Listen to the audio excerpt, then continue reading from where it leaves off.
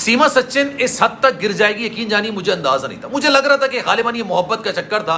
मोहब्बत में इंसान बहुत कुछ ऐसा कर जाता है जिसका उसको गुमान नहीं होता, सही और गलत का फैसला नहीं कर पाता। सीमा सचिन ने अपने शौहर को छोड़ दिया, भारत चली गई, लेकिन अब उसने बाकायदा तौर पर पाकिस्तानी जासूस बनने के लिए रजामंदी जाहिर कर दी। उसने मौत अपने सर पर मंडलाते देख एक ऐसी ऑफर भारतीय हुकूमत को कर दी है कि आप सुनेंगे आप हैरतज़दा हो जाएंगे। लेकिन एक बात इस बात को अंदाजा लगाइए कि जो पाकिस्तान का नहीं हो सका वो भारत का हो सकेगा, जो मुसलमान नहीं रह सका क्या वो हिंदू रह सकेगा, जो गुलाम हैदर का नहीं हो सका वो सचिन का हो सकेगा। सचिन कोई टाटा बिरला ये अंबानी टाइप का बंदा नहीं है, वो यहाँ पर गुलाम हैदर से कम पैसे कमाता है भारत के अंदर।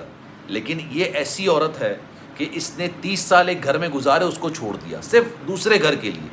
कल को वो उसको भी छोड़ने को तैयार हो जाएगी, लेकिन उसने पाकिस्तान के खिलाफ क्या कहने के लिए बिस्मिल्लाहिर्रहमानिर्रहीम, अस्सलाम वालेकुम, आप सभी को खुशामदीद। मैं हूं सलमान मिर्ज़ा और आप देख रहे हैं मेरा यूट्यूब चैनल और Facebook page sum up with Salman Mirza. जनाब बहुत शुक्रिया ये वीडियो देखने के लिए आप सभी ने वक्त निकाला है। वीडियो के आगाज़ में तहे दिल से आप सभी का मैं शुक्रिया अदा करता हूं, लेकिन इस दुआ के साथ कि आप जहां हों खैर वाफियत से हों, सेहतमंद हों और तंदुरुस्त हों। यकीन जानिए अब सीमा सचिन की हालत पर मुझे तरस आने लगा। पहले तो मुझे अफसोस होता था कि वो किस तरह से अपना घर तोड़ के, अपने चारों बच्चों को लेके, अपने वतन को छोड़ के, अपने दीन को छोड़ के वो तमाम चीज़ें ये सीमा लांघ के भारत चली गई और उसके साथ बड़ा गलत हो रहा है। मुझे बड़ा अफसोस होता था, लेकिन अब मुझे उस पर तरस आने लगा। एक इंसान की जब मौत करीब आने लगती है उसको अंदाज़ा हो जाता है ना कि उसकी मौत करीब आ रही है और उसके पास बचने का कोई चांस नहीं है, तो वो तमाम तरह के हाथ पैर मारना शुरू कर देता है, हर तरह की कोशिशें करना शुरू कर देता है। और सीमा सचिन को भी इस बात का अंदाज़ा हो चुका है कि जनाब वो शायद बच नहीं पाएगी।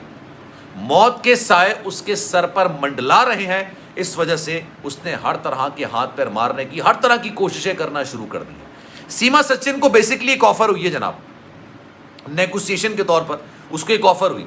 भारतीय प्रोड्यूसर, भारतीय डायरेक्टर की जानिब से उसको भारतीय फिल्म में काम करने के लिए एक ऑफर की गई है। ये ऑफर एक बहुत बड़ी ऑफर है। अक्सर लोग ये सवाल करते हैं यार सीमा को भारत के अंदर ऐसा क्या नजर आया जिस बंदे के साथ उसने शादी की है, अपना दीन छोड़ के, अपना वतन छोड़ के, अपने पुराने शौहर को छोड़ के, पाकिस्तान छोड़ के, इतनी मुश्किलात बेयर करके जब वो वहाँ पर चली गई तो ना ही वो टाटा है, ना ही बिरला है, ना ही अंबानी है, ना ही कोई अमीर तरीन शख्स है। यहाँ पर जो उसका साबिक शौहर था वो उससे ज़्यादा कमाता था।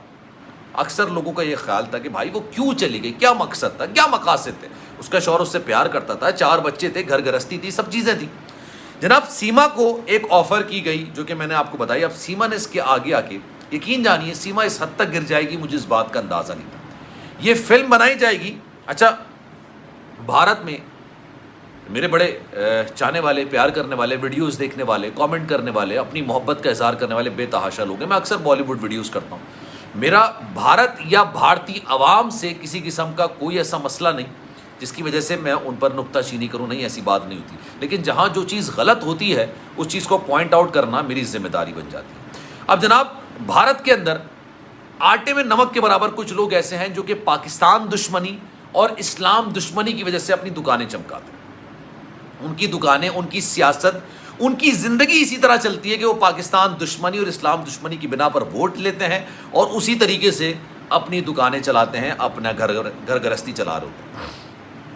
सीमा इतनी तेज़, इतनी शार्प, इतनी अक्लमंद बंदी है कि उसको इस बात का अंदाज़ा हो गया था कि उसको किस तरह से भारत के अंदर नेशनलिटी मिल सकती है, उसको किस तरह से भारत के अंदर माफ़ी मिल सकती है। एक आम माफ़ी जैसे अदनान समी को मिली, अदनान समी को नेशनलिटी मिल चुकी है, उसको इस बात का अंदाज़ा है।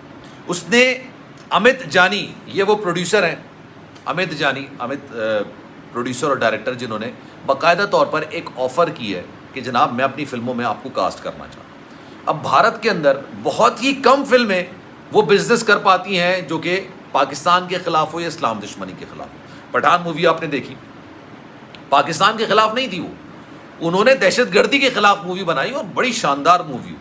लेकिन इसी के साथ साथ पाकिस्तान दुश्मनी की बिना पर जो मूवी बनाई जाती है वो ज़्यादा बिजनेस नहीं कर पाती। लोगों का माइंड बहुत आगे जा चुका है यार, लोग इस तरह की चीज़ों में अब ट्रैप नहीं होते। अब सीमा सचिन ने अमित को ये ऑफ़र की कि मैं बिल्कुल काम करने के लिए तैयार हो जाऊंगी अगर आप पाकिस्तान दुश्मनी पर एक वीडियो बनाते हैं और उसमें पाकिस्तानी जासूस का किरदार अदा कर लो। मुझे हैरत हुई यार, एक बंदी जिसने 30-32 साल एक मुल्क के अंदर गुजारे, एक बंदी जिसने 30-32 साल इस्लाम मुसलमान की हैसियत से यहाँ पर गुजारे। ज़रा एक बात को अंदाज़ा लगाइएगा, दिल पर हाथ रख के सोचिएगा, जो पाकिस्तान की नहीं हो सकी वो भारत की कैसे होगी?